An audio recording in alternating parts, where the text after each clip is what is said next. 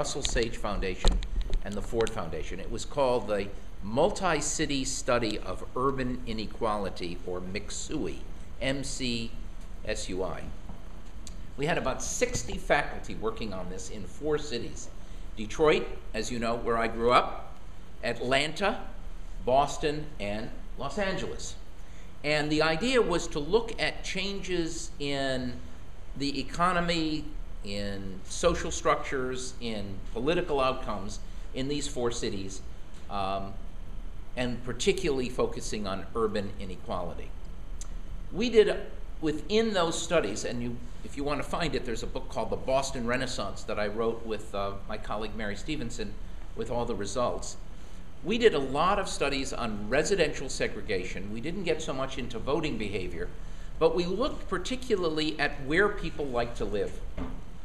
And I don't know if I mentioned this in class before, but one of the things we did using a technique developed by a wonderful demographer at Michigan named Ren Farley, is that we had about 1,800 households in this study.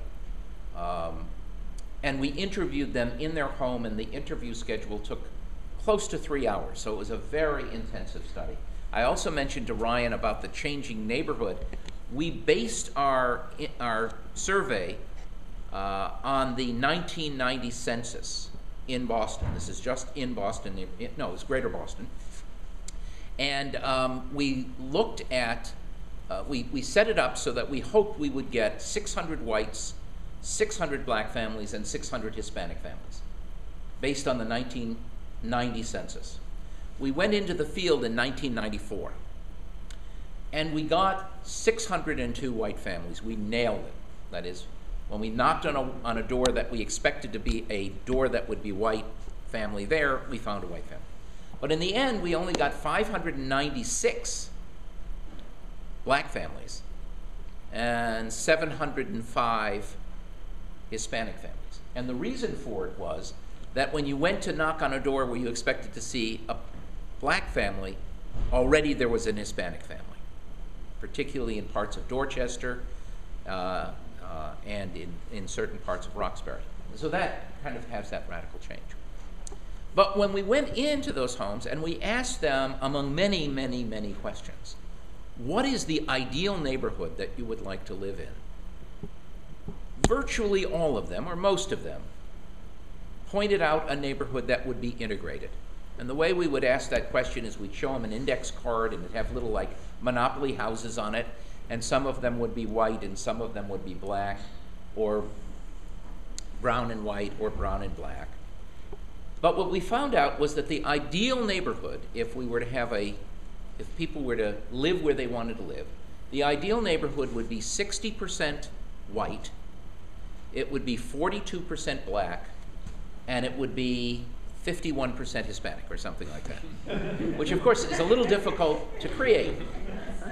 And my reason for believing that we still have such segregation, while there's still a lot of forced segregation through redlining and various real estate practices, I don't think anywhere near the kind we had in 1970s when I first got here, is that people are self-selecting into neighborhoods. And in order to be able to live in a neighborhood where it may be integrated, but you're a majority, you end up with the kind of self-segregation that we've seen in many places. The other last thing we tried to look at was, does proximity breed friendliness or antagonism? We wanted to know whether if you lived in neighborhoods in which your neighbors, your very close neighbors no more than 3 houses away, were of a different race, whether this led you to both interact with those neighbors and also led you to feel more warmly toward them or more coolly toward that racial group. The results were very mixed. We had some who said that proximity, you know, I now have these black friends, I never had them before, they seem like really nice people. We barbecue together and we party together. And others said, well, they're different. And the difference seemed to be not they're different and they're even nicer than we are. They're different and kind of the way they live their life is not the way I want to live my life. And that would be closer to some of the things that Ryan is suggesting. So just some more things to think about in terms of kind of the demographics of particularly urban areas. The floor is open. Over here. Well, let's start over here, and we'll move over. We have lots of time. Hi, I'm a No. Start. Who are you, and what do you do? I'm Jed Schwartz. I'm a writer. Okay. And I'm also a single guy, and concerned about other single people and the single people problem. And I wonder whether you have any data. I also have trouble staying awake. So I missed part of your I'm sorry. And I'm wondering whether you have any data about not just racial data and ethnic data, but people living alone, and that does that constitute a demographic focus or social problem as far as you're concerned? Yeah, it's not a it's not a focus of my expertise. So most of what I can repeat to you, I get out of the newspaper. My understanding is there's a lot more people living alone in this country. It's been increasing. I don't know if Barry knows something similar. Yeah. My understanding, is that it's increasing a lot. In general, we see a breakdown of the nuclear family, and we see people living alone longer because people are delaying marriage and things like that.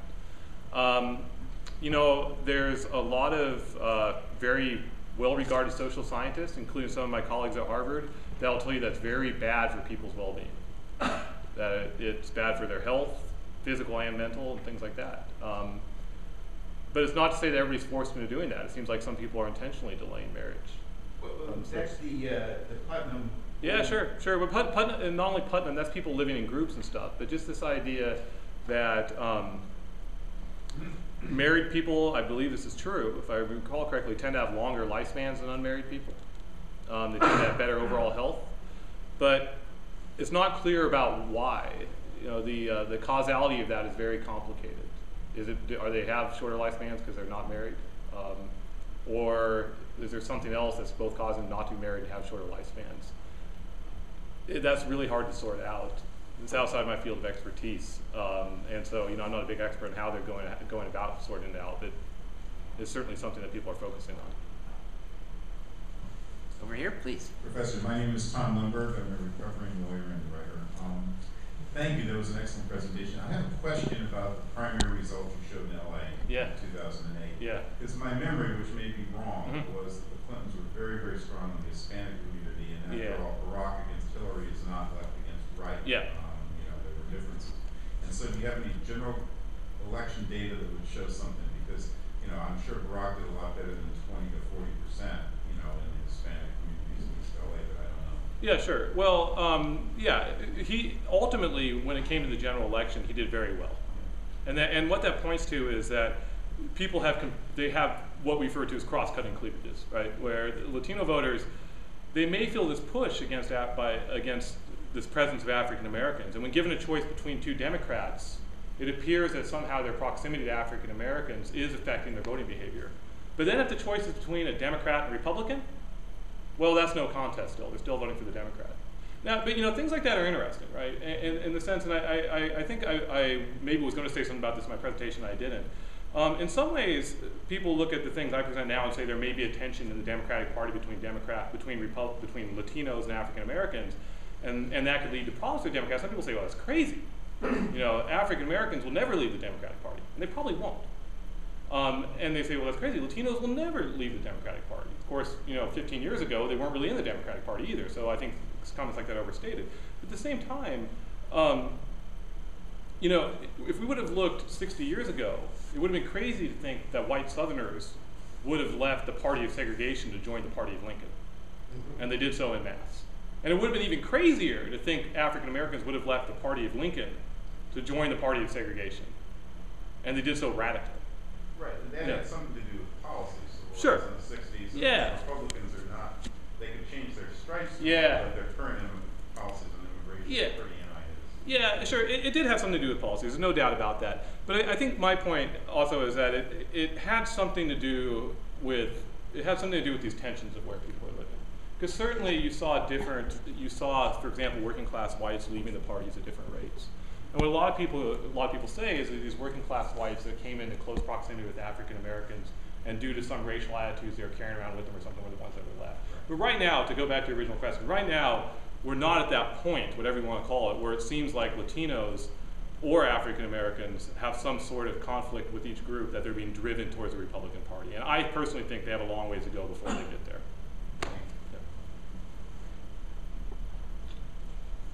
Good evening. Russ Eckel, I'm a sociologist. Question and then just an observation. Quick question.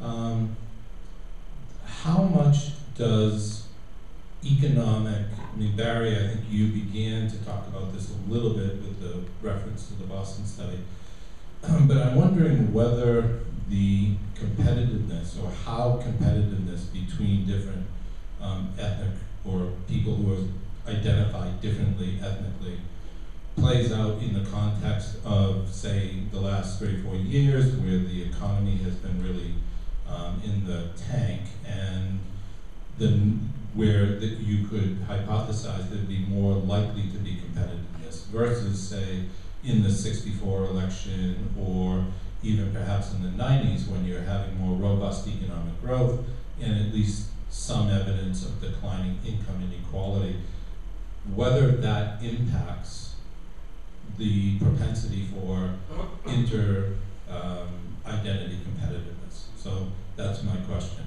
The observation is, I'm wondering if you're familiar with the French sociologist of the late 20th century, Pierre Bourdieu, and the two concepts in his theories that I think struck me as being very close to your theory is his notion of the habitus, or the disposition of people kind of as their social identity, and then the idea of field, which in his case he thinks of very much in terms of geography and landscape. And it's almost as if it sounds like what you're suggesting is that when people live in very close proximity to people who are the same, their disposition is to be more, to have that interdependence or connectedness between each other, heighten that sense of difference. And that as when you're living in a community where there is not as much density, where the field is more diverse, you're more likely to, or you're less likely to think competitively. So I'm just curious whether his work is something that you've thought about at all. Yeah, you know, and I have, and we should talk about that more, because you sound like you're familiar with them, and I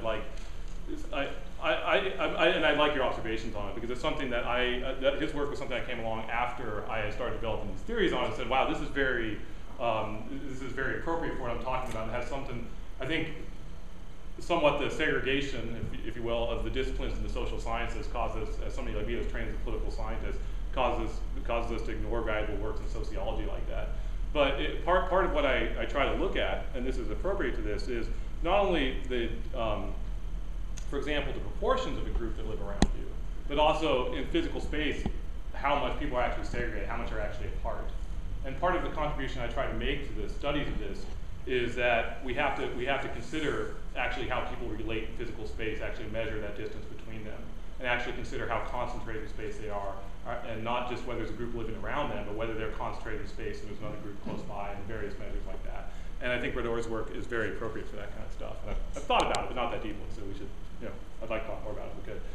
Your question about economic competitiveness, as you may know, there's big debates on whether or not that matters. But I think in general, people that speculate on what they might call intergroup competition have speculated that it can be heightened when groups are what some people refer to as trying to replace each other on some sort of social hierarchy.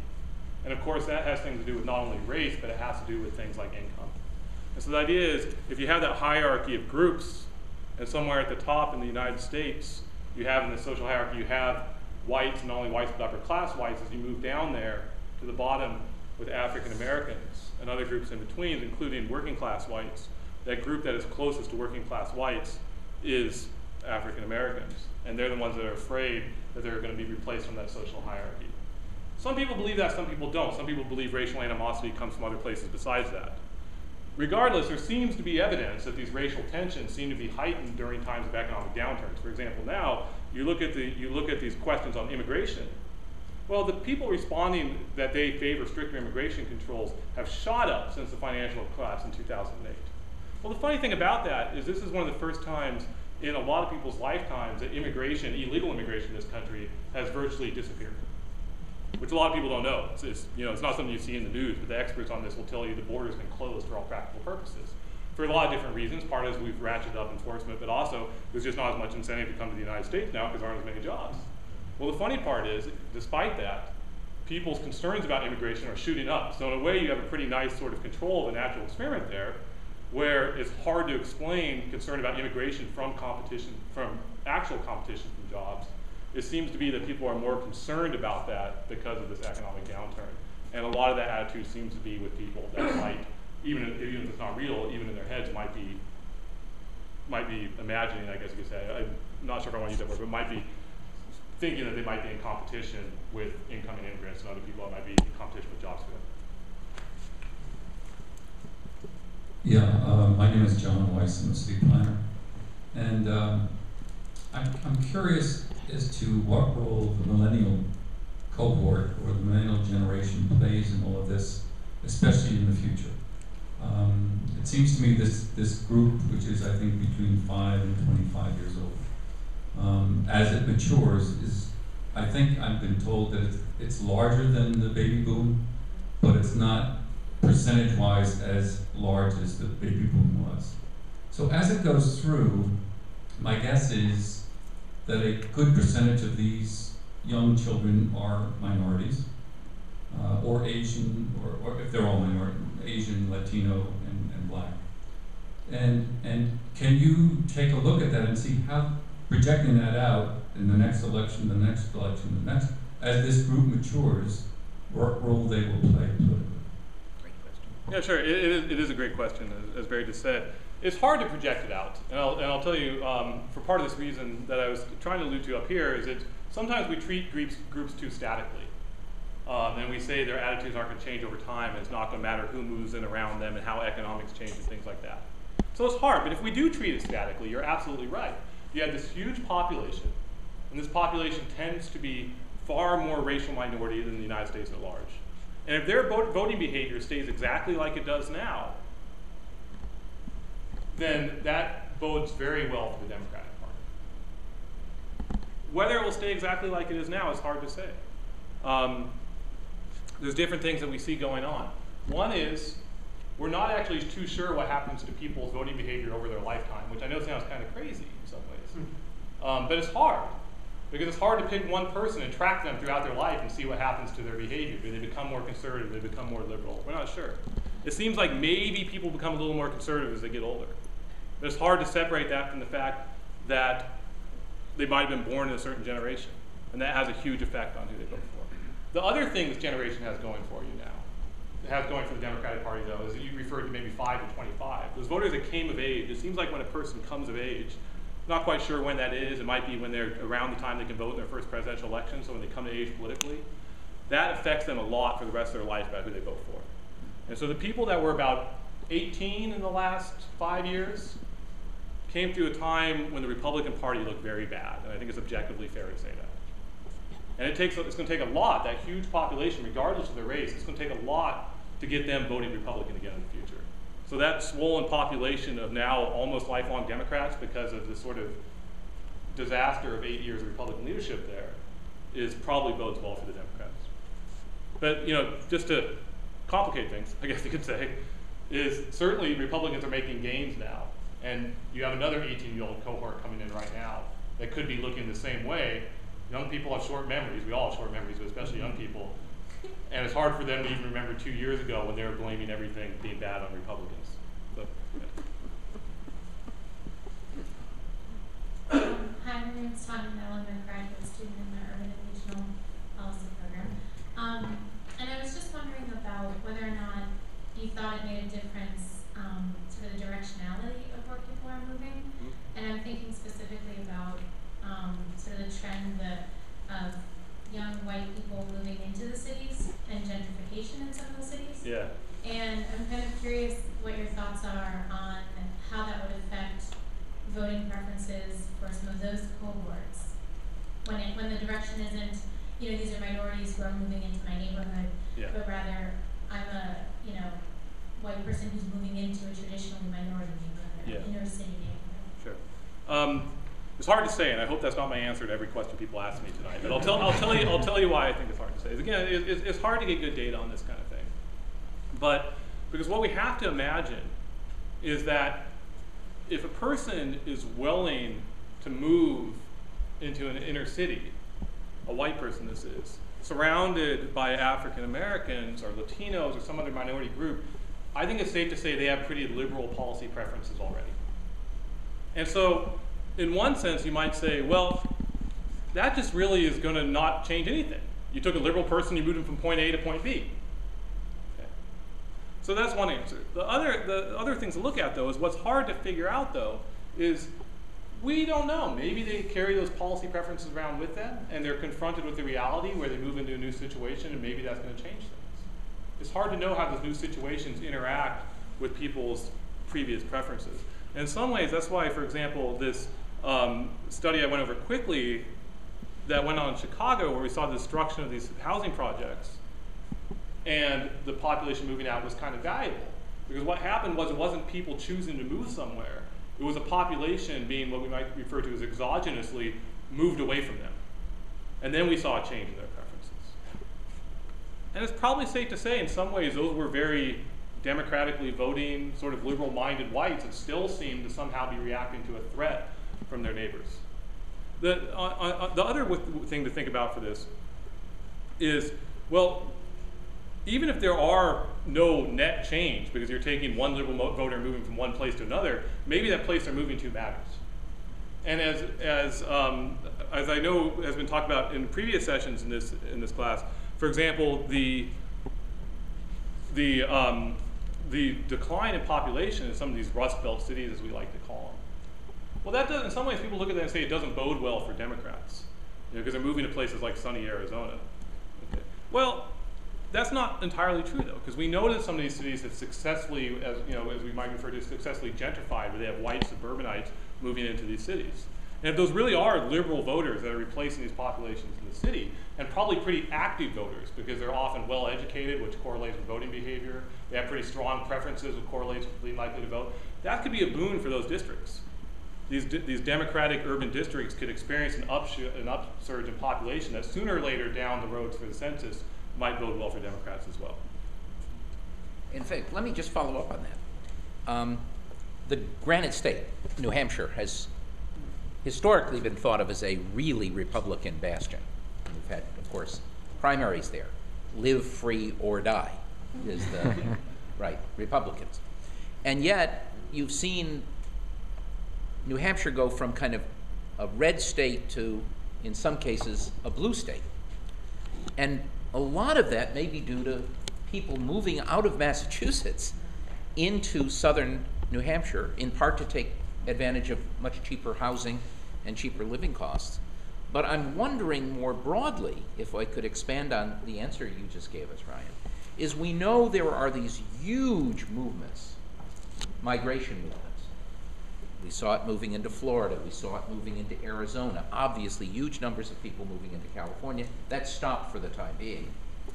To what extent does the movement of people, particularly from the Northeast out, particularly from that Midwest we saw them flooding outward toward the coasts, to what extent does that actually change voting behavior or the voting outcomes in the communities into which people are moving, and maybe affect also the voting behavior of where they're coming from? Some thoughts? Yeah, in some ways, this is exactly what what I try to get at. Is what happens when we change a population, and when we change not only an individual, but we change a population where they live. And it's really interesting to think about. From where they're leaving, it's hard to say. But we could imagine, we could look forward to this place of where they're moving to, and I think that's really interesting to think about. So I can just give you some thoughts, and I don't know what they are or not. Mm-hmm. But you have to imagine, how does an Arizonite, if we can call them that, what do we call people from Arizona? Arizonites? Arizonians? Arizonans? Arizonans. In Arizona, if we imagine that as this conservative red state, it doesn't mean everybody there is a Republican. You know, we tend to exaggerate those things because it shows up red on the map. But, you know, a lot of people there are Republicans. This is red state. And all these liberals from New England are moving there next to them. We can imagine different things could happen, right? On the one hand, we might say, well, it's a situation where they're, and this is sort of comes to the heart of the matter, is where they're influenced by their neighbors. And they say this liberal New Englander moved next door to me and started sharing their liberal ideas, and that's going to cause me to be more liberal. Or they could say, well, when I'm confronted with this, somebody that's the opposite of me, I'm going to become really defensive of my identity. And I think the reality of the situation is both those things tend to happen. You know, it's not an absolute, like I always say. But I'm one of these people that tends to think the preponderance of the evidence is that most people, not everybody, but most people tend to become pretty defensive of their identity. And we see that when people, especially when people see themselves becoming a smaller and smaller part of the population. We saw this in situations, for example, in Miami when it became an increasingly Latino place, where there's people that have said, you know, the proportion of American flags for a short time in Miami exploded before that population of whites eventually declined. And the reason was people wanted to prove it was an American place because they were confronted with a new identity. And so we believe politics is an important identity. It could be these places like Arizona are going to become increasingly conflictual. Now, of course, that's assuming, and this is what I think we don't know, that's assuming that these populations are moving there from New England and such are liberals. Maybe they're the New Englanders that are Republicans, and that's why they want to move there.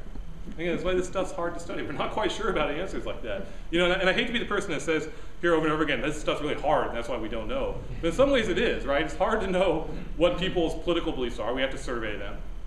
And then once we survey them, we have to keep track of them. And how often do people move in their lives? Well, not that often, you know. There's some evidence out there for this, but it's hard to find. So, you know, we're working on it. It's a good question.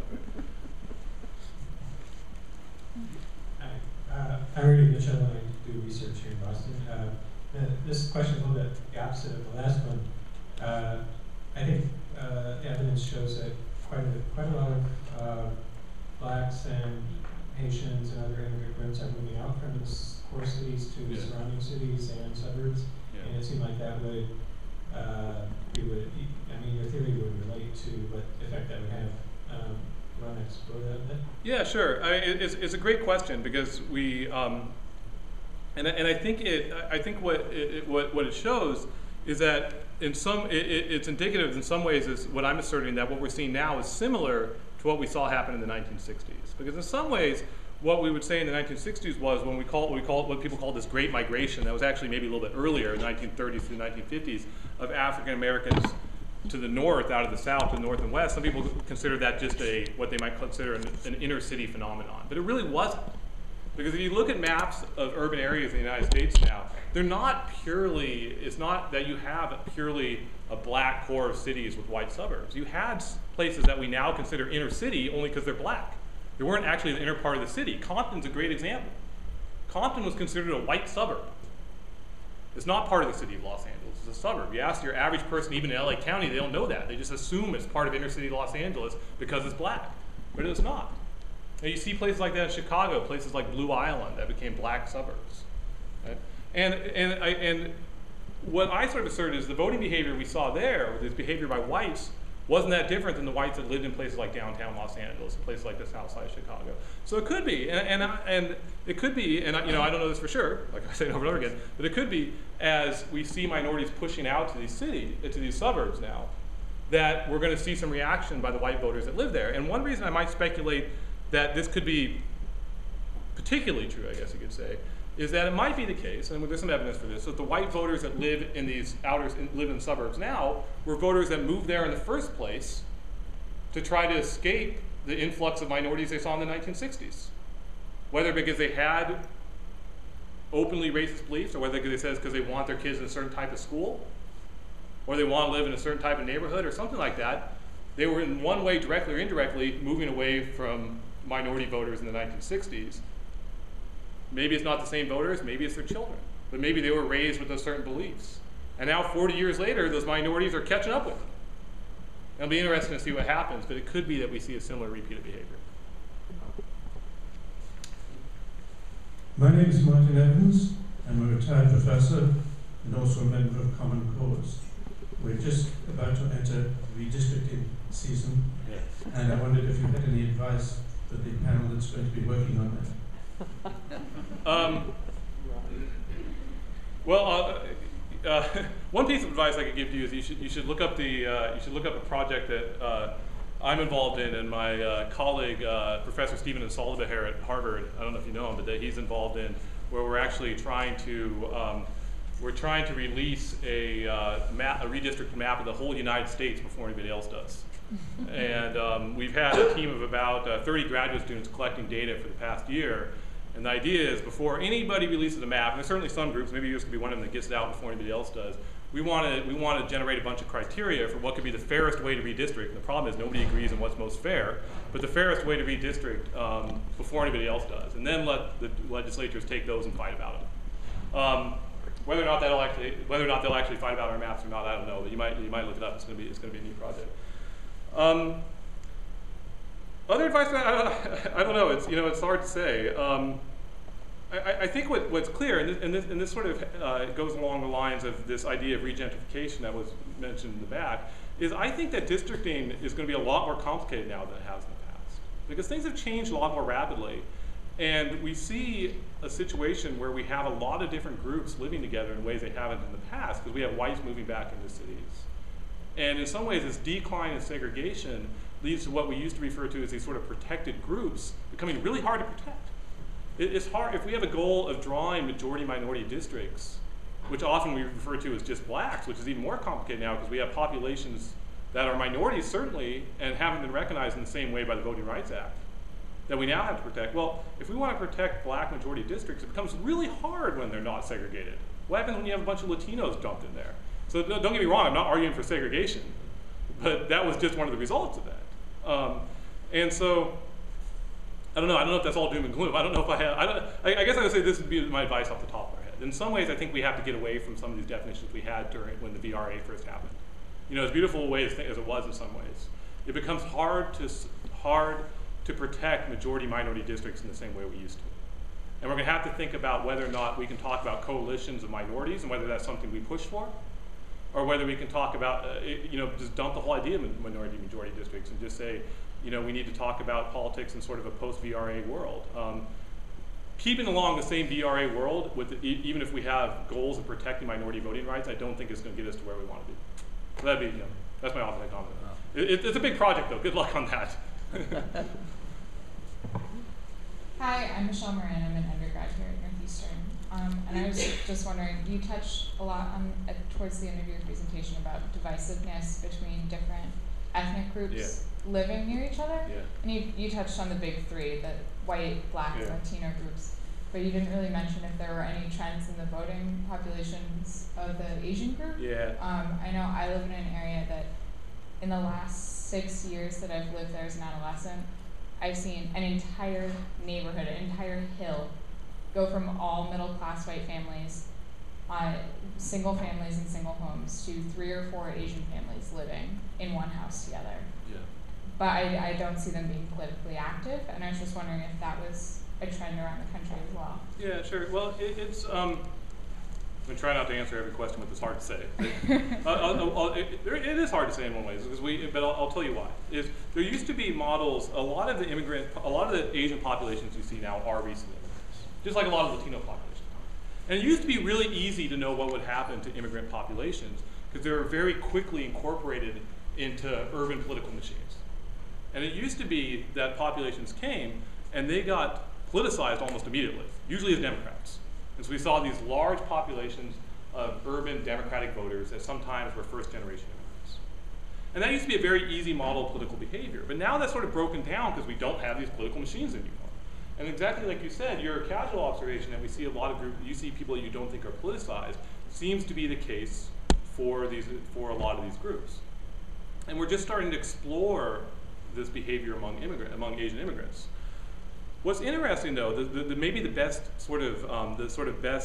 comparison group we have are Latino immigrants, because they're the other group that's immigrated in large numbers very recently in the post-urban democratic machine era. Mm-hmm. And what was interesting is people used to talk about Latinos being apolitical. And sometimes there used to be this idea Republicans always claimed they were part of their party, and they would be, because they imagined that they were social conservatives. And what people will tell you, what academics and studies will tell you, is a terrible mistake the Republicans made, of course, was in places like California, when they became virulently anti-immigrant in some ways with their policy positions, like pushing things like Prop 13. Prop 13, is that right? That was the tax one. Sorry. Prop one of 87. There's a series of them, right? Prop 87 was the which one was 87? Can't tell the part. Okay, yeah, okay. We had a series of them. We had outlawing bilingual education. Mm-hmm. We had ones that denied any type of public service to the children of illegal immigrants, okay, which was ruled unconstitutional. Okay, things like that. Yeah, don't worry, it wasn't. You had a sort of horrified look on your face for a little while. Yeah, ruled unconstitutional. So a series, and the bilingual education one was never really put into place. It never really put into place. But those went before the California voters. 187 was the anti children one. Children of illegal immigrants, and 209 was the anti-bilingual education. Very political moves put forth by Republican politicians. And the idea was, all of a sudden you saw this massive activism among Latino voters. And you had people that come of age right then that were politicized. And have stayed politicized, and now make up an important voting bloc in places like California. Some people speculate in these places like Nevada, where you had Sharon Engel running around mistaking Latinos for Asians and things like that, that politicized Latinos there. Just like in Arizona, it might be politicizing Latinos there. So the key is that it seems like there might be some sort of a politicizing event that has replaced these old urban democratic machines to make people political. Now they need some sort of a policy event that makes them as such. And it's hard to speculate what that might be for Asians, because Asians have a very different place in the political world than Latinos and African Americans do. In some ways, they're the model minority, people call them, right? And it's hard, and they're not this target of sort of anti-immigrant rhetoric in a way that politicizes them in the same way. So, and the last point on that is, the survey evidence we do have, though, puts Asians in sort of another unusual place, and they seem to be more socially conservative than other racial minorities. And how that will affect their voting behavior when they do become more politicized, it'll be interesting to see. Jane Harmon, educator. My question is, what is the role of the independent registered voter in all of this versus the Democratic component? Well, so this is something I'm not going to say is hard to know, because we do know this very well. We do know this very well, and the answer is always it's not as exciting as you think. Because we tend to think that independent voters are the key to everything. You know, where they're a very sexy group in the United States. We always like to talk about them during election time. And the fact is that racial minorities do show slightly, African Americans excluded, I should say, Latino voters and Asian Americans show pretty high preponderance to register as independents. They seem to be sort of almost in this like post-partisan world. Most of them still register as a political party, but most of them, they have slightly higher rates of independent registering than whites do, if I remember the data correctly. The problem is, just like whites, registered independents almost always vote for one party or another. There's a great book called The Myth of the Independent Voter. This is something we know very well. About 90+% of people that claim to be registered independents always either vote Democrat or they always either vote Republican. And it seems to be because in the 1970s, people were sort of disenchanted with political parties. You know, we saw the Democrats had gotten a mess in Vietnam and the Republicans had Watergate. And it became sort of sexy to be an independent for a while. People wanted to register, but that didn't mean, just because you were an independent voter, it didn't mean you were going to stop believing in one policy or another. Because our political parties, despite what we say, represent very different things in this country. So in some ways, the answer is the answer to sort of is, independents don't have that big of a role. They're going to vote one way or another. Now there is that really small minority that actually is this thing we always talk about, these swing voters that are out there. Okay? And what their role is, well, you know, they might be called swing voters for a reason. You know, I mean, maybe they really do swing around. But the problem with these swing voters is they don't pay a lot of attention to politics. People that pay attention to politics usually have a real firm partisanship. If you pay attention to politics, and you can imagine this, people always, they wonder if that's true. And then ask yourself, like, think about the people you know, which might be all these people in this room, that go and watch things like the presidential debates. Are you really watching them because you want to decide who you're going to vote for? No. You're watching them to make fun of the person that you like, or to don't like, or support the person you like, or something like that, right? So these real sort of what we call swing voters, the people that are really undecided, they don't pay a lot of attention to politics. They don't usually vote. And in the end, they don't really make much of a difference. Very small part of them do. So I take it what that means is the reason why we have campaigns and people get out there is not to change anybody's opinion, but basically to get them to vote. Yeah. Right? Yeah. No, I mean, that's sort of true. Mobilization is a big part of it now, and it always has been. You know, that's why I referred to these democratic urban machines. It always has been. The whole point of that was to get people out to vote. They knew who they were going to vote for. It was just turning people out. Yeah. I mean, I don't want to overstate things. Like I said, we're never talking deterministically. It's always probability. And more, you know, political scientists have been arguing that, yeah, campaigns can make a difference. One of the best determinants of who wins the campaign is how the economy is doing. Incumbents win when the economy is doing well, they lose when the economy is doing bad. But that's only because they're changing a very, very small number of people's minds. Because the vast majority of people are always going to vote Democrat, they're always going to vote Republican. And it could be those swing voters are getting changed a little bit by the economy. And it could be that those politicians are reminding them during the campaign of what's going on in that economy. That's only a very small number of people. Question? Julie Geisman, I'm a consultant in learning and development organizations. So, you know, the one thing I appreciate about what you're saying, Ryan, is that I think there is probably those absolutes as to if you're voting Democratic, doesn't matter if you're registered, et cetera. But what about those people who actually withhold their vote because they're pissed off? Yeah. You know, it's a question. And it's not only people that maybe aren't pissed off and maybe just aren't excited enough, right? Because you can also get pissed off and want to go out and vote. It just depends who you're pissed off at, right? And this is somewhat what Barry is referring to is, you know, mobilization seems to be the difference. It's not really independent about who you're going to go out and vote for. It's whether or not somehow a party has convinced you that you need to vote for them. And it could be that parties move far enough away from one group they're just not going to vote. And often this is how we think about things in terms of, in political terms, is we can imagine it's really easy just to line up the parties on a line. And we can imagine that if you put all the voters on that same line, the voters close enough to one party are going to vote for that party. Well, the problem is when you put them on that line and they get too far away from these voters over on one far end of the line, well, those voters might just stay home. And that's a struggle in a two-party system, right? And you have to believe this is something I think Republicans are struggling with right now. Because Republicans, in some ways, they say, well, maybe they've moved too far down this one side of the line to appease people with anti-immigrant rhetoric and things like that. And maybe these people in the middle, well, they're not going to go vote Democrat because they've been a Republican their whole life. But maybe they're just going to stay home. You know, and that could be right. On the other hand, if Republicans move back to the middle, maybe these guys are really fired up about immigration, they're just going to stay. So what you're saying is absolutely true. No, because, you know, I mean, some people would suggest that the midterm elections that we had really was a reflection of an awful lot of liberals. People who were supporters of Obama decided to stay home because they're dissatisfied with him. And, you know, some people would say we're in a mess. Yeah. Because of that. It's true, and I think we can overinterpret that in some ways. In some ways, you know, whenever there's this funny thing that political scientists like myself say, which is often that politics doesn't matter, which I know sounds like a funny thing, and sometimes we want to blame things right on the politician right away, and we say it's because people are angry at Obama, and there's certainly some truth to that, but we don't want to overstate it. And when I say politics don't matter, in some ways we want to blame things on the politician because that's what the media likes to focus on and things like that, because that's the story. A big part of that story, though, that the media is not reporting, is you saw a lot of voters excited for a reason that they never had before, which is a black candidate.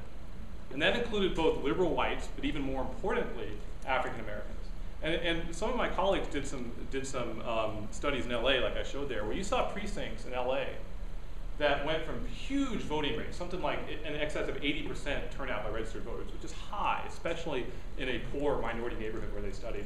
There was a special election a few months later in LA for I can't remember what, you know, maybe runoff for a city council race or something. In these same districts, you saw zero, and I mean literally zero turnout. And the reason is people tend to do the same thing over and over again in life until something really dramatic happens. And in this case, the really dramatic thing was an African American president running. And what happened in 2008 was you had a lot of people that hadn't voted their whole life, or very rarely, all of a sudden were voting. And we saw this dramatic swell, and as now we're voters, and we're now sort of returning more to normalcy. Maybe not Obama's fault. Maybe he was just too too exciting the first time around, I guess you could say. It is interesting. That is exactly what many people think happened in our special election to fill Senator Kennedy's seat. I mean, that Martha Coakley wasn't a terrible candidate. It's just lots of people didn't vote. And that the turnout in 08 was something like, I forget what the number was, 800,000 more votes. And that if everybody who had voted in the 08 election had voted, Scott Brown would have lost probably quite dramatically rather than winning rather dramatically. Over here. Thanks. Sorry. My name is Liz, and I'm an organizer here for the Institute for Policy Studies. And my question sort of relates to the gentleman who asked a question about the millennials. You know, as a millennial myself, it's, you know, going through college was very interesting to look at, you know, because I was a poli-sci major, and so, you know, we were always very interested in, you know, who's, why our campus is mostly like apathetic. You know, and I went to Holy Cross, and it seemed like with our generation, you know, there were a lot of us who just, you know, did not care, right? So if you have, you know, so I guess my question is, so bear with me here, like sort of like formulating a question as I'm talking.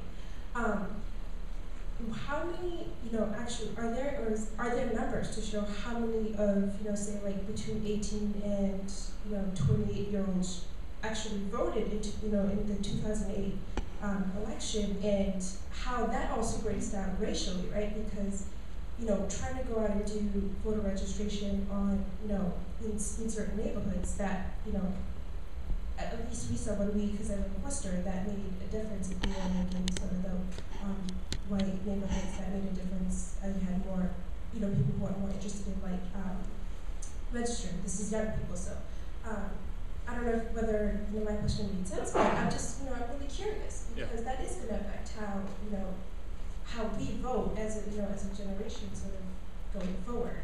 Yeah, sure. No, it made perfect sense. Okay. It made perfect sense. So one thing I said kind of quickly, and you know, but it's an important point, and it's something I think is really dramatic when we think about it, is Democrats in this country, they represent among registered voters over 50% of registered voters. So the question is, why don't they win every election? And you know, some of that has to do with the electoral college and things like that, but they should always have a majority in the House, and the majority in they should always at least have a majority in the House. They should control all the state houses, things like that. Well, the reason is because a large chunk of those registered voters they have are racial minorities that have way lower voting propensities than whites, and this sort of areas referring to in mobilization. One of the beautiful things for Democrats in 2008 was that they saw this huge uptick, probably because of the candidacy of Barack Obama, of participation among racial minorities. And it made up for the fact, and we have good survey data to show this, that whites voted at lower rates for Obama than they expected to, and that probably reflected than we would expect to using other voting models, and that probably reflected racism. So it was made up for by these high turnout rates among racial minorities. The big question after that was, well, can people that are attempting to mobilize racial minorities for the Democratic Party, whether they can keep doing so? Because a lot of the racial minority voting we saw was among people that normally don't vote, which were young people. Older racial minorities, like, for example, people in older generations of African Americans, tend to still have pretty high voting rates. Speculation is probably because they had to fight for their right to vote. And their parents had to fight for the right to vote, and they've been acculturated to believe that was an important thing, and somehow that sort of declined over time. So this is a big question. Among these younger generations of African Americans and Latinos, will we still see this high voting rates going forward? As Barry alluded to, in 2010, in places like Massachusetts, it doesn't appear so. If there would have been high turnout in places like Roxbury and Dorchester in Massachusetts in the Scott Brown election, Scott Brown would not be the senator from Massachusetts now. The turnout in those places plummeted. Okay? So it's a big question. It was way up in 2008. It was way down in 2010. And so what do you do to sustain that? Well, part of it might be that to get people to turn out and vote, you know, you can't just wish it upon them, right? Or you can't just wish a dynamic minority candidate like Barack Obama comes around every day. You have to have organization, you have to have resources, you have to have things like that. And a lot of people in 2008 were put into place to have that sort of experience. They learned how to organize. They had a taste of politics, which is very important. If people want to stay active their whole political life, it helps to become active during a very political time. That's in one reason that seniors are so powerful in this country. They were activated during the Great Depression and World War II. It's one reason people that are sort of, I don't know what we call now, baby boomers kind of things, are still politically active. It's a lot of them were activated during the 1960s. It hurt Generation X that they became activated during a sort of boring time. Right? So what we might ask then is, well, will those people stay activated because of the candidacy of Barack Obama? It looks like maybe it wasn't as exciting as the 1960s or the 1930s, 1940s, but we don't know for sure. And so I'll go back to my I don't know for sure thing in some way.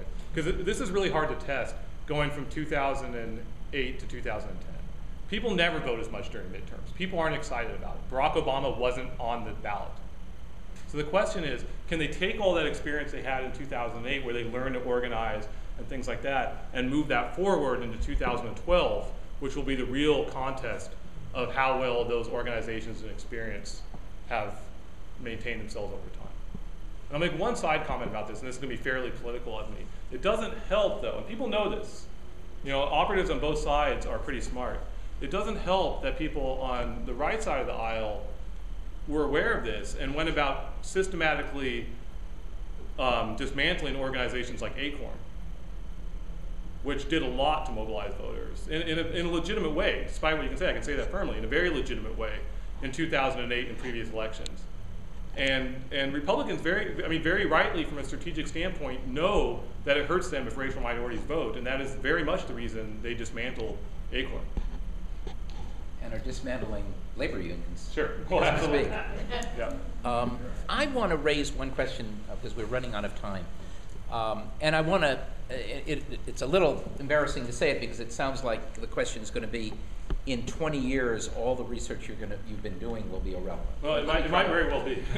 I grew up, like some of you in the room, in the 60s when we had unbelievable racial politics. You saw in the film, in fact, Cheney and Schwerner, and the civil rights movement was alive. The racism you felt was real. Some of us live in, not me, in the city of Newton, where I have, if you live in the city, how many live in the city of Newton? Anyone here? Where you have a black mayor in a city with 1.3% African Americans, a black governor, and a black president of the United States. That's so far different. Anytime I can imagine. That's one thing.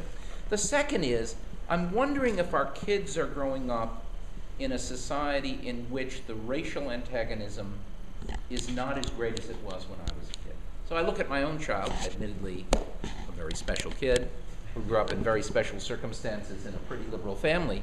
But when he talks about his friends, almost the last adjective he ever uses is color. If I say, well, who did you go out with, he'll describe this friend, and it's only at the very end, if I don't know who the friend is, he'll say, oh, she's brown. And that comes from growing up, I guess, at the Cambridge Friends School. But I'm wondering if it isn't true that over time, our politics are going to be less racially motivated, but they may be motivated by other factors, economics, for example. And I wonder if you have any thoughts on that. I have a lot of thoughts about it. Whether I definitely don't have definitive answers, but I have a lot of thoughts because I spent a lot of time. Thoughts are good. This, yeah. So one thought is, of course, it's never. We should never make big conclusions about what's going on in the United States by what's going on in Massachusetts and especially Cambridge, right?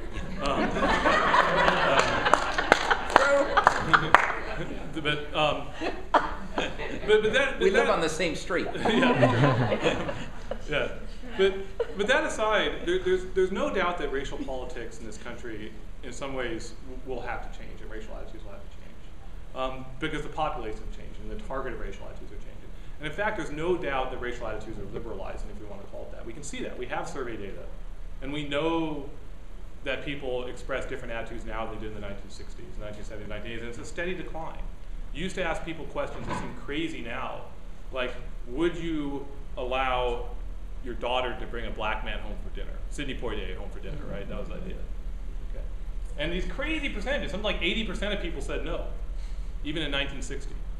80% of whites. And now that's down to like 2%. So this huge rapid decline, and probably part of that 2% is survey error. I mean, nobody is really going to express that. Okay. But you need to couch that in terms of saying there's no doubt they're liberalizing, but it's a question of how they're liberalizing. And this is just to say I'm going to fall back in some ways now on my thing of it's really hard to know. Because it's really hard to measure racial attitudes. And part of what we know for sure is there's some things people will not express on surveys. So we know some people are lying about that kind of stuff. And it could be just that people are now maybe even convincing themselves that they're internalizing certain types of attitudes. That they really would have a black man over for dinner. There's a really interesting experiment in a room like this even, for example, to raise hands and say how many of you recently had a black man over for dinner. Or in the last 10 years. No.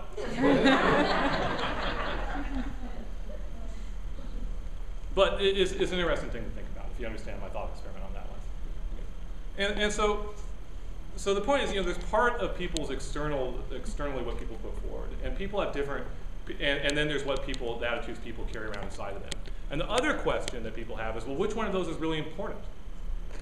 Is it what we express externally, or is it what we carry around inside of us? And that, in some ways, it's almost a philosophical question. And in some ways, we know these internal racial attitudes haven't been liberalized, and psychologists have showed us this. We can show that the majority of white Americans, the part of their brain, this is interesting, the part of their brain that's associated with fear activates when they see the face of a black man. Or that they have trouble even associating the words good and African American when they're trying to do it in rapid succession. And that's pretty illiberal. But does that mean they wouldn't have a black man over for dinner? We don't know. Okay. But what's interesting about politics, I think, is that's sometimes where these internal and external attitudes push comes to shove on them, right? Because a person walks into a voting booth by themselves. Okay? And then they have to make that decision. Okay? They close the door and they say, nobody's ever going to know how I voted. Right? It's not a surveyor, it's nobody. It's just me in the voting booth. And what's sort of interesting is as much as we think attitudes have liberalized, we can still say that every voting model that political scientists can make, and we're really good at these. If there's one thing we're good at, as much of a hack science as some people think political science is, one thing we're really good at is predicting who will win who will win the presidential vote. Since 1948, we've never been wrong. We can get it within 1%, about the popular margin of presidential vote. In 2008, we were all wrong. Because Barack Obama did a lot worse than he should have. And it's hard to explain what that might have been other than the fact that we've never had a black man running for president before. So despite all those liberalizing attitudes, maybe when people close that voting booth door, those internal attitudes are what really makes a difference. And it's hard to say. But then, if I can go back to sort of a positive note on this, is it does seem like when people are forced to get together, their attitudes tend to change. And we had a lot of false starts of people forcing to get together and failing. We had a lot of false starts of people getting together in this country. We thought Brown versus Board was going to do it. We thought the Great Migration of blacks out of the South was going to do it, and none of that worked. But it could, and people were hugely segregated. As I said, blacks and whites still aren't living together. Their segregation's going down, but they still aren't living together. But what is happening is the country is becoming more diverse, and there's only so much space. And eventually, people's neighborhoods are diversifying in different ways. And that's going to have to change racial attitudes because people are living together in a way that just wasn't the case. And it wasn't the case when we tried to do it through legislation. This demography is changing things in those ways. And it will be really interesting to see how that changes racial attitudes. Wonderful. I want to thank Ryan and Enos.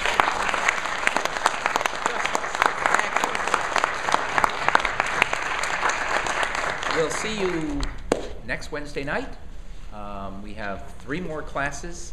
We're going to be looking at issues of, again, more demographic change with a friend of ours from the American Association of Retired People.